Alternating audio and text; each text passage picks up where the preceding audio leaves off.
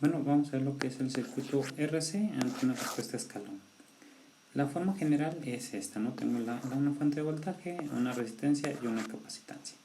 Cualquier circuito que sea una combinación de resistencias con capacitores, pues lo puedo llevar a esta forma, ¿no? ¿Cómo?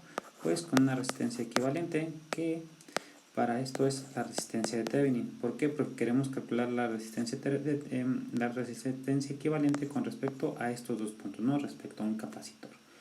Y bueno, también si tengo varios capacitores, pues puedo sacar un capacitor equivalente. De manera que aunque yo tenga un sistema con diferentes mallas, combinación de elementos, siempre y cuando sean resistencias y capacitores, pues yo lo puedo llevar a esta forma, ¿no? Con una resistencia de Thevenin y una capacitancia equivalente.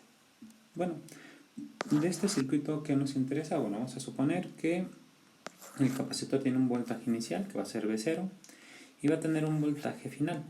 Y la constante de tiempo es igual a la resistencia de Thevenin por la capacitancia. Y bueno, si yo analizo este circuito voy a llegar a esta conclusión, ¿no? Que la respuesta, o sea, el voltaje en el capacitor se va a describir con esto, ¿no? Una parte que es la respuesta natural y la otra que es la respuesta forzada.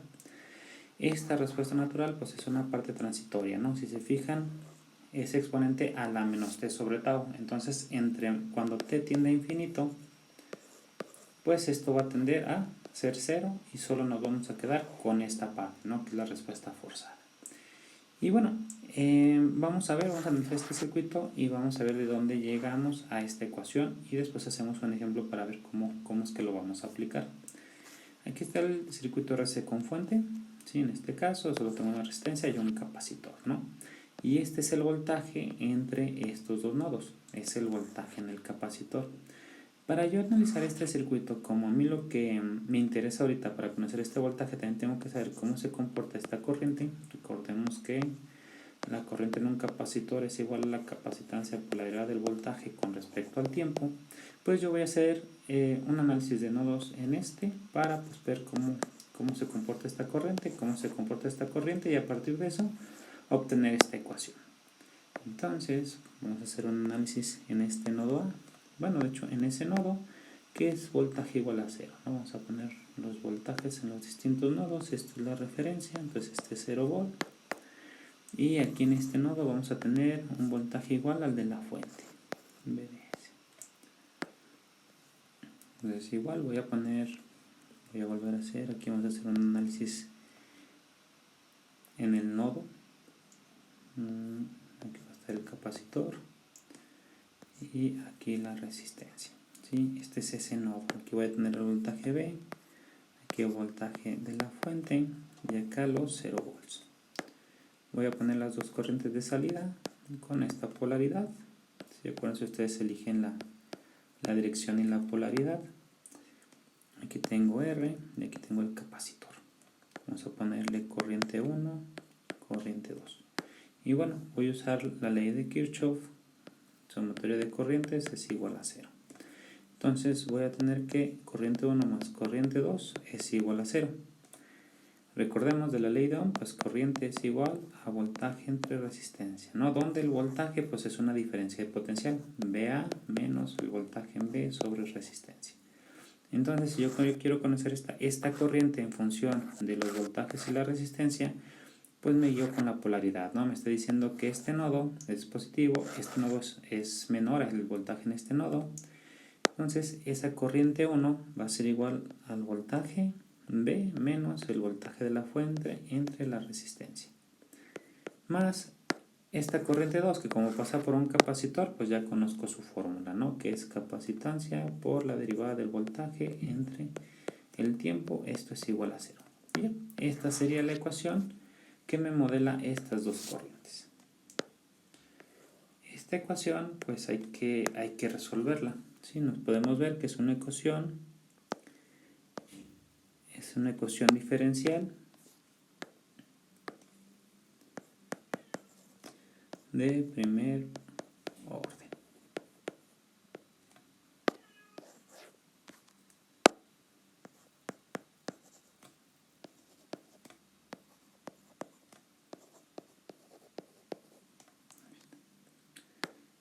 Y bueno, un método para resolverlas es variables separables, entonces eso es lo que vamos a empezar a hacer.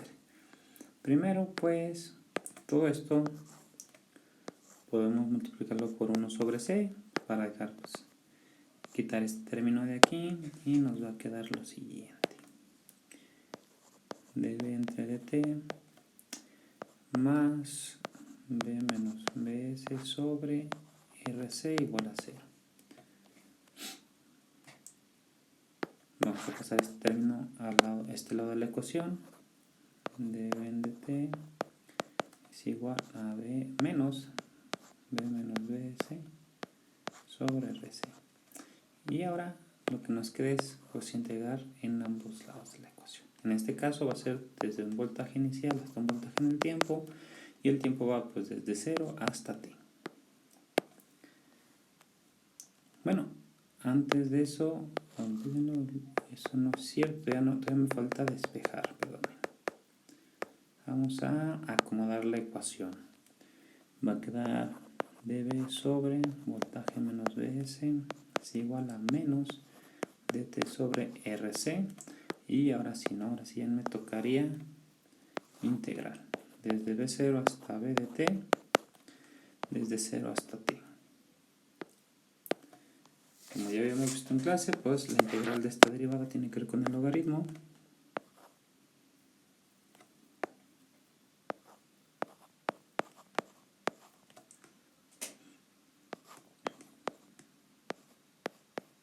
Desde B0, desde la condición inicial hasta B de t, va a ser igual a menos t sobre Rc desde 0 hasta t. Haciendo la sustitución, va a quedar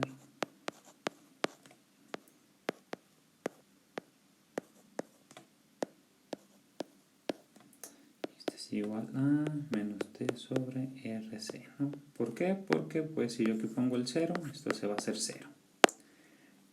Usando la propiedad de los logaritmos, esto lo puedo simplificar, bueno, reducir más bien, quedaría b menos bds sobre b0 menos bds igual a menos t sobre rc.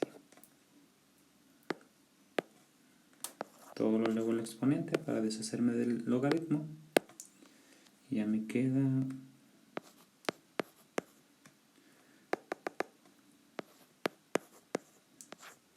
vamos a hacerlo aquí muy chiquito.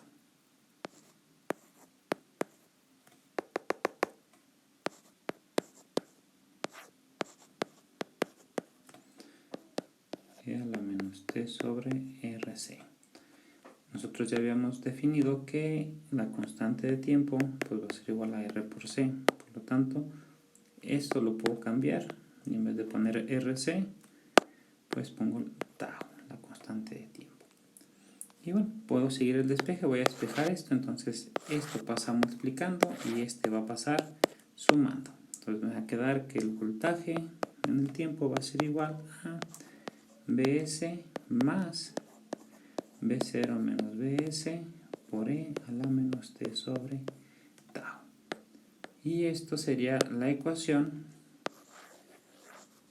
que me modela cómo se comporta el voltaje en el capacitor. Si se fijan, hay una parte que va a desaparecer conforme el t pasa a infinito, que esa es la respuesta transitoria.